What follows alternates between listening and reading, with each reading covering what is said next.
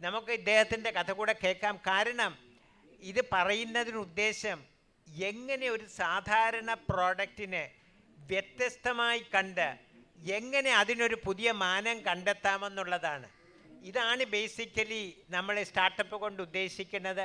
എങ്ങനെ ഒരു product innovation കൊണ്ടുവരാം, എങ്ങനെ ഒരു എസ്റ്റാബ്ലിഷ് സിസ്റ്റത്തിന് ഒരു പുതിയ പ്രോഡക്റ്റിൻ്റെ രൂപഭേദങ്ങൾ കൊണ്ട് എങ്ങനെ വേറിട്ട് കാണാമെന്നുള്ളത്.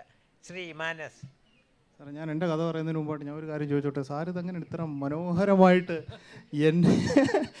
എൻ്റെ കാര്യം എന്നേക്കാൾ നല്ല ഭംഗിയായിട്ടാണ് സാറ് പറഞ്ഞത്. കേട്ടോണ്ടിരിക്കാൻ തന്നെ ഒരു സുഖമുണ്ട്. ഓക്കെ, സോ ഞാൻ ശരിക്കും ബനാന ചിപ്സിൽ ഇതേപോലെ ആക്സിഡൻ്റലായിട്ട് വന്ന് പെട്ടതാണ്. ആദ്യം ശരിക്കും ജാക്ക് ഫ്രൂട്ട് ബേസ് ചെയ്തിട്ടുള്ള ഒരു പ്രോഡക്റ്റ് ഇറക്കാനായിരുന്നു താല്പര്യം. കാരണം എനിക്ക് ബനാന ചിപ്സിനേക്കാളും കൂടുതൽ ഇഷ്ടം ജാക്ക് ഫ്രൂട്ട് ചിപ്സ് ആയിരുന്നു. പക്ഷേ അതിൻ്റെ അകത്തിൽ ഇറങ്ങി കഴിഞ്ഞപ്പോൾ ഒരു കാര്യം പിടികിട്ടി. നമ്മുടെ പറമ്പിൽ നിൽക്കുന്ന പ്ലാവിൽ നിന്ന് കിട്ടുന്ന ഒരേ പ്ലാവിൽ നിന്ന് കിട്ടുന്ന രണ്ട് ചക്കക്കകത്ത് നിന്ന് കിട്ടുന്ന പ്രോഡക്റ്റ് രണ്ടും രണ്ടായിരിക്കും.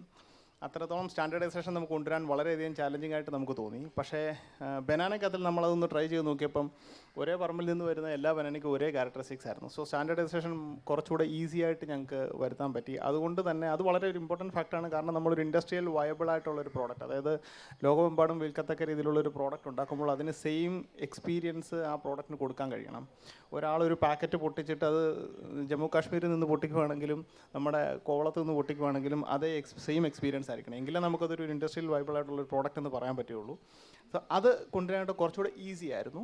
അതുകൊണ്ട് ഞങ്ങളുടെ മുഴുവൻ റിസോഴ്സസും അതിൻ്റെ അതിലോട്ട് കൊടുത്തുകൊണ്ട് പിന്നീട് ഞങ്ങൾ അതിനെക്കുറിച്ച് മാത്രമായിരുന്നു റിസർച്ച് ചെയ്തത്.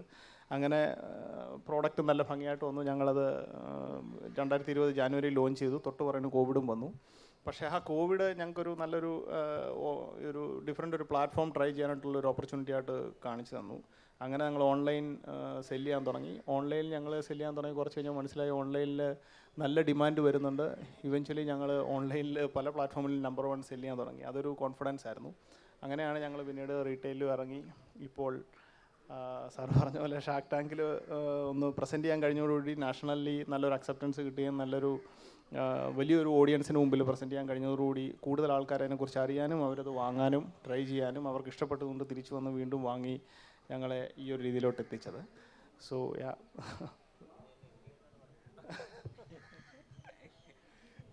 എൻ്റെ ബാക്ക്ഗ്രൗണ്ട് എന്ന് പറയുന്നത് ഞാൻ സിംബയോസിസിൽ നിന്നാണ് MBA കഴിഞ്ഞത്. 2011-13 ബാച്ചിൽ നിന്ന്. അപ്പോൾ ഞാൻ ഈ MBAക്ക് പോകുന്ന സമയത്ത് ഇവിടുന്ന് പോകുമ്പം കേരളത്തിലോട്ട് വരുമ്പോൾ തന്നെ അവർ പറയും തിരിച്ചു വരുന്ന നമ്മുടെ നേന്ത്രക്കായുടെ ഉപ്പേരി കൊണ്ടുവരണമെന്ന്. പക്ഷെ അന്ന് ഇത് കത്തിയിരുന്നില്ല.